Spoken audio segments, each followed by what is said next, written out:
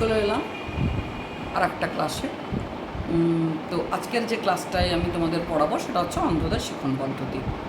তো অন্ধদের শিখন পদ্ধতি ক্ষেত্রে একটু বলে রাখা দরকার যে অন্ধদের যে পাঠ্যক্রমটাকে আমরা ব্যবহার করি সেই পাঠ্যক্রমটাকে বলা হচ্ছে প্লাস কারিকুলাম। ঠিক আছে, প্লাস কারিকুলামের মধ্যে থাকে কিছু সহপাঠক্রমিক কার্যাবলী থাকে, যেমন ধরো অঙ্ক, নৃত্য, গীত, এই ধরনের জিনিসগুলো থাকে।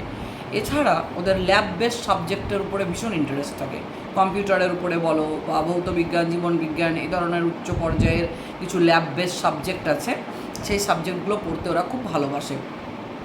আর এছাড়া হচ্ছে গিয়ে নাচ গানের প্রতি ওদের আগ্রহ রয়েছে, সেন সহপাঠক্রমিক কার্যাবলী ওদের পাঠ্যক্রমের অন্তর্ভুক্ত করা হয়। এছাড়া সাধারণ বিষয় হিসাবে তোমার অঙ্ক, বিজ্ঞান, গণিত, অঙ্ক গণিত একই জিনিস, মানে গণিত বা অঙ্ক, হ্যাঁ, বিজ্ঞান, তারপরে হচ্ছে ইতিহাস, ভূগোল, সাধারণ জ্ঞান, এগুলো তো পড়ে, কিন্তু যদি ওদেরকে প্র্যাকটিক্যালি কিছু করা হয়, হাতে কলমে করা হয়, তাহলে সেটাতে তারা বেশি আগ্রহ প্রকাশ করে।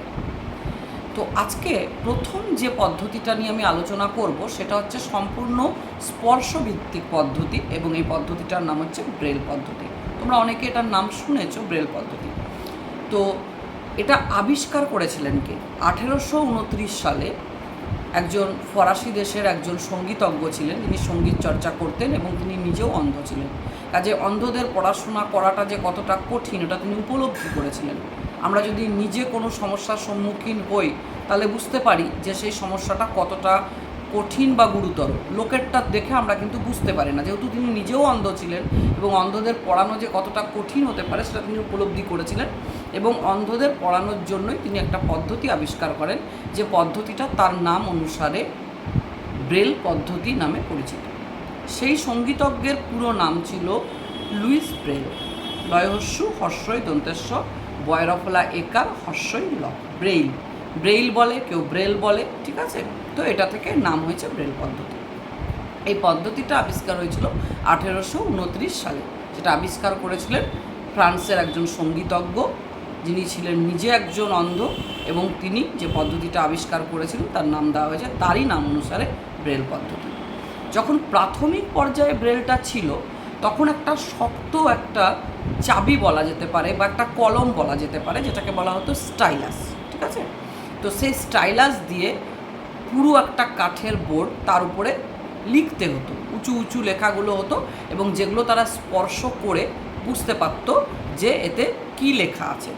দেখো আমি একটু ছবি আকারে দেখাচ্ছি তোমাদের, যদিও স্পষ্ট নয়, পরে আমি ভিডিওতে আপলোড করে দেবো ছবিটা, তোমরা প্রত্যেকে নিজের নিজের পাঠ্য বইয়েও পাবে। এখানে এগুলো হচ্ছে বর্ণমালা, 6টা করে থাকছে, যেখানে একটা কালো করা আছে সেটা হচ্ছে এ, দুটো কালো বি, এভাবে সি ডি ই করা আছে। পরবর্তীকালে ব্রেলকে টাইপ রাইটারের আকারে আরও উন্নত করা হয় এবং সেই ব্রেল আরও উন্নত ব্রেলে পরিণত হয়, যেমন টাইপ মেশিন হয় সেই রকম। দেখো ব্রেলের একটা ছবি দেওয়া আছে এখানে, ঠিক আছে। তো তার আবিষ্কৃত ব্রেলে যেটা বললাম সেটা হচ্ছে যে স্টাইলাস দিয়ে লেখা হতো, এবং সেখানে তোমার উঁচু উঁচু যে লেখাটা হতো সেটাকে স্পর্শ করে ছেলেমেয়েরা বুঝতে পারতো বর্ণমালাটা এ না বি না সি না টি, এভাবে একটা পড়ানোর পদ্ধতি শুরু হলো। পরবর্তীকালে ইউনেস্কো এটাকে আরও বিভিন্ন ভাষায়, যাতে করে শুধুমাত্র কোনো একটা ভাষার মধ্যে আবদ্ধ না থেকে সব ভাষায় যারা সবাই নিজের নিজের মাতৃভাষায় ব্রেলের সুবিধাটা পেতে পারে, সেটা ইউনেস্কো আবিষ্কার করলো। ইউনেস্কোর আবিষ্কার করার পরে ব্রেলকে অন্যান্য ভাষাতেও রচনা করা হলো। ব্রেল পরবর্তীকালে পরিমার্জিত করা হয়, আরও উন্নত করা হয়, এবং আরও উন্নত করে ব্রেলে যেটা করা হয় সেটা হচ্ছে টাইপ করার পদ্ধতি আবিষ্কার করা হয়। যেটা লিখতে হচ্ছিল সেটাকে টাইপ করা যেতে লাগলো, এবং দেখা গেল যে মিনিটে 60টা শব্দ পর্যন্ত টাইপ করা যাচ্ছে, ঠিক আছে। এবং যে ডটগুলো ছিল, মানে যে ডটটা, সেটা দেখবে প্রত্যেকে তোমরা দেখবে বর্ণমালায় 6টা করে ডট আছে, সেই ডটটা দেওয়া হচ্ছে 6টা, এ বি সি ডি, প্রত্যেকটাতে 6টা, এটাতে একটা কালো সেটা এ, দুটো কালো সেটা হচ্ছে বি, এরকম করে 6টা ডট, এবং মিনিটে 60টা শব্দ টাইপ করা যেত। এবং এই পদ্ধতির দ্বারা বহু অন্ধ শিশু উপকৃত হলো, এবং এই ব্রেলের উপযোগিতা কিন্তু আজও রয়েছে। এইটুকু ব্রেল সম্বন্ধে আরও পড়তে গেলে আমি তোমাদের যে যে প্রশ্নগুলো দেব সে প্রশ্নগুলো তোমরা করবে। 1 নম্বর হচ্ছে যে অন্ধ শিশুদের জন্য যে স্পর্শভিত্তিক কারিকুলাম বা যে কারিকুলামের কথা বলা হয়েছে, শুধু স্পর্শভিত্তিক বলবো না, যে কারিকুলামের কথা বলা হয়েছে সে কারিকুলামটার নাম কি? তাহলে তোমরা উত্তরে বলবে plus curriculum, PLUS, plus curriculum. দ্বিতীয় নম্বর হচ্ছে অন্ধদের একটা স্পর্শভিত্তিক শিখন পদ্ধতির নাম করো। সেই শিখন পদ্ধতিটা হচ্ছে ব্রেল পদ্ধতি, এটা বলতে পারো। ব্রেল কত সালে আবিষ্কৃত হয়? 1829 সালে। কে আবিষ্কার করেন? ফরাসি একজন সঙ্গীতজ্ঞ, যিনি আবিষ্কার করেছিলেন। হ্যাঁ, সে তার নাম অনুসারে এটার নাম দেওয়া হয়েছিল ব্রেল, এবং তার পুরো নাম ছিল লুইস ব্রেল। ঠিক আছে। স্টাইলাস কি? তাহলে বলতে হবে যে এক ধরনের কলম, যেটা দিয়ে উঁচু কার্ডবোর্ডের উপরে, মানে শক্ত কার্ডবোর্ডের উপরে লেখা হয়। তাহলে স্টাইলাসকে একটা কলম হিসাবে আমরা বলতে পারি। এরপরে হচ্ছে যে মিনিটে কটা শব্দ ব্রেলে টাইপ করা হয়? তাহলে বলবে 60টা শব্দ। এবং ব্রেলের যে বর্ণমালা তাতে কটা ডট থাকে? 6টা ডট থাকে।